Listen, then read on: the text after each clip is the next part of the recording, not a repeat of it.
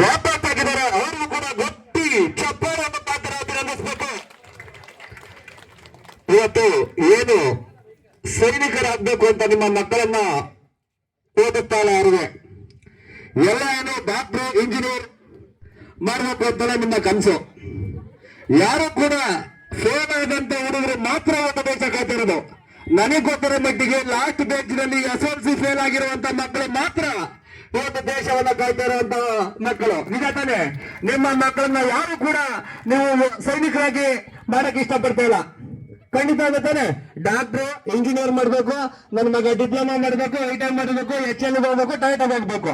ಯಾರು ಕೂಡ ನಾವು ಯೋಚನೆ ಮಾಡ್ಬೇಕು ಅಂತ ಯಾರಿಗೂ ಇಷ್ಟಪಡ್ತಾ ಇಲ್ಲ. ಇದರ ಪರವಾಗಿ ನಮ್ಮ ದೇಶ ಸೇವೆ ಮಾಡಿ ಬಂದಿರುವಂತಹ ಮಾಜಿ ಸೈನಿಕರಾದ ವೆಂಕಟೇಶಣ್ಣ ಮತ್ತು ಕುಮಾರಣ್ಣನವರು ಮುಂದಿನ ಯುವ ಪೀಳಿಗೆಯವರನ್ನ ಸೈನಿಕಕ್ಕೆ ಸೇರಿಸಬೇಕು ಅಂತ ನಮ್ಮ ಕಳಕಳ ಮನವಿಯನ್ನು ಮಾಡ್ಕೊತಾ ಇದ್ದೇನೆ. ಅವರಿಗೆ ತುಂಬ ಹೃದಯದಿಂದ ಸ್ವಾಗತವನ್ನ ಕೋರ್ತಾ ಮುಂದಿನ ಯುವ ಪೀಳಿಗೆಯನ್ನ ಸೈನಿಕ ಮಟ್ಟಕ್ಕೆ ಸೇರಿಸಬೇಕು ಅಂತ ನನ್ನ ಕಳಕಳ ಮನವಿ.